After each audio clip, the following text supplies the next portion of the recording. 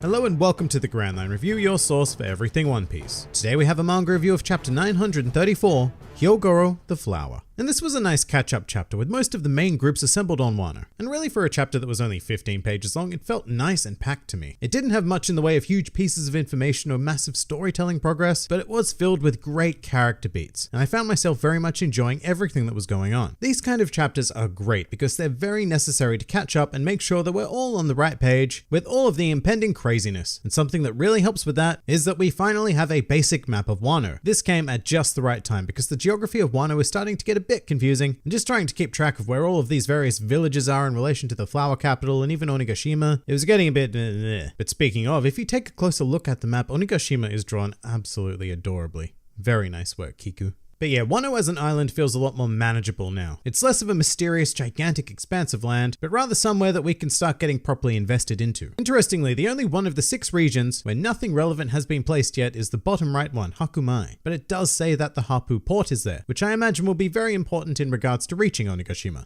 But getting into some characters, one of the many groups we interact with this week are the Big Mom Pirates, consisting of Perospero, Daifuku, Smoothie, Flampe, Mont d'Or, Galette, and there are some other lesser known members in there as well, like Broy, Tablet, Bascate, and I think I saw Hachi. Yeah, after doing like 3 videos based on the Charlotte kids, I'm finally starting to become alright at recognizing all of them. And I hope the rest of you are too. If not, check out my Charlotte family Pokerap. During this time though, we have some nice confirmation that Katakuri is alive and well, so he hasn't been expelled or removed himself from the crew or any of the nonsense that was spouted online. They definitely seem to be talking about Katakuri as if he isn't here though, so he may very well be left overseeing Totland. But as the kids are speaking of Big Mom, it's becoming even more clear that most of them would probably be quite pleased if she was just removed from the world. And Perospero himself has very clearly thought about it, because he was very quick to state that should such a thing happen, then they would all be renamed the Perospero Pirates, which was hilarious. But then Smoothie has this fantastic line. The typical logic of this kind of situation doesn't apply to Mama, you fools.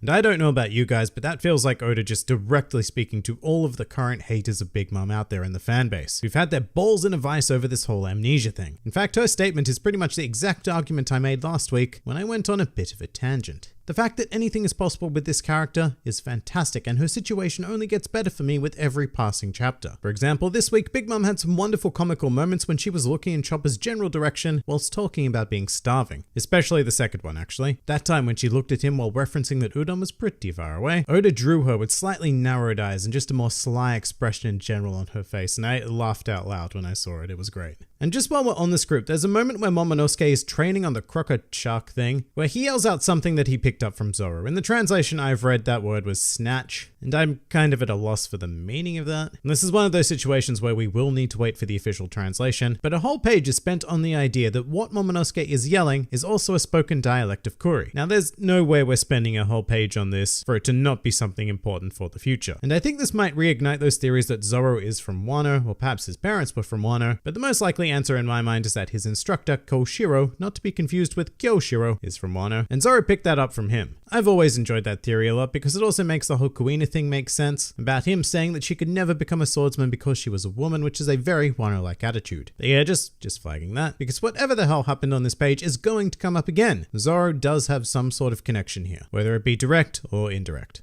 Moving to the Nami portion of the group now, and I think Kanjuro is eating a fish made by his devil fruit, but it actually looks drawn far too well. So, Oh, and Robin has a great gag in this scene, where she's being all dejected about not gathering enough intelligence before spouting off this huge list of incredibly important information and some information that's even not so important. I really like that, and I'm loving the new direction of comical Robin in general. It really does feel like she's had more comic moments in Wano than any other arc, and yeah, I'm sure that's probably not true, but her comedy is definitely shining in Wano. In regards to important information, there is definitely a poneglyph in the flower capital, but it was not the road poneglyph, and that is now suspected to be on Onigashima. Why they're separated like this though is an intriguing thought, because you'd think that someone like Kaido would have just scooped it up and plonked it wherever his road poneglyph was. And you have to imagine that this poneglyph is quite special though, if simply because of the narrative focus we're putting on it. Even going so far as to detail what it's guarded by. It might actually be something really cool, like a guide of how to make poneglyphs. You know, something that Robin could read to Momonosuke because Oden was not able to pass the teachings down to him. And if that general idea was known by Orochi, then that may explain why Kaido has no interest in it, because a how-to guide has no real value, because what he really needs are the ones that have already been made. Still, a mysterious stone hidden deep within the area of the land of mysterious stone creation is going to be more important than your average mysterious stone, I would say. And now for some less relevant information. Quite a bit of time in this chapter, a surprising amount really, is also spent proposing the idea of going to a bathhouse, and not just by Nami, Robin, and Brook, but this idea is also brought up separately by Sanji in the next portion as well, and here's kind of what I feared about this whole raid suit power. The word bathhouse is actually mentioned 5 times, 3 of which was Sanji, so we know where this is going. For better or worse, Sanji is going to collide with them there, and I hope that this whole bathhouse thing is used to serve some sort of greater plot and not just be a classical ecchi manga moment.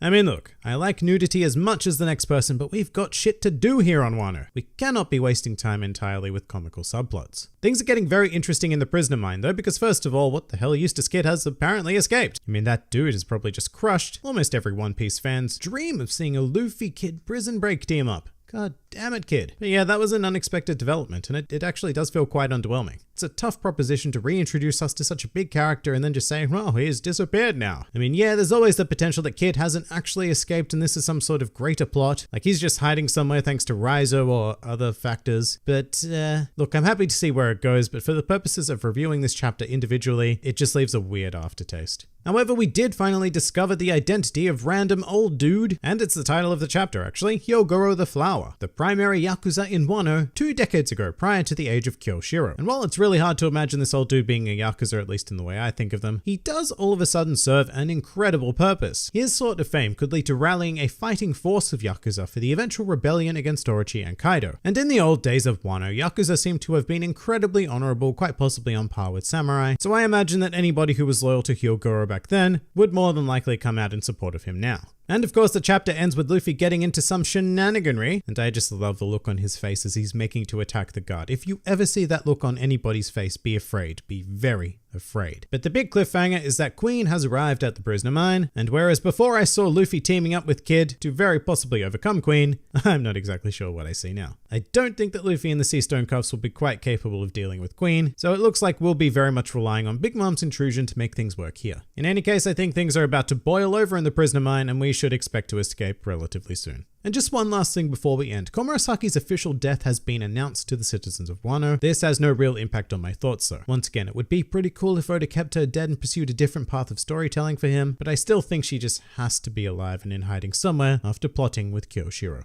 But that pretty much does it for chapter 934. If you enjoyed this video and the content this channel produces in general, then please do consider donating to the Grand Line Review Patreon, because the support of all of you amazing people is what continues to make this channel possible. Also do check out my Teespring store if you're interested in shirts, hoodies, and other miscellaneous items, with the proceeds going directly to support the channel as well. And if you'd like to join the fun at any time, then please do head over to my Discord server, where a wide array of shenaniganry takes place on a daily basis. And finally, please do comment with your thoughts on the chapter. This has been the Grand Line Review, and I'll see you next time.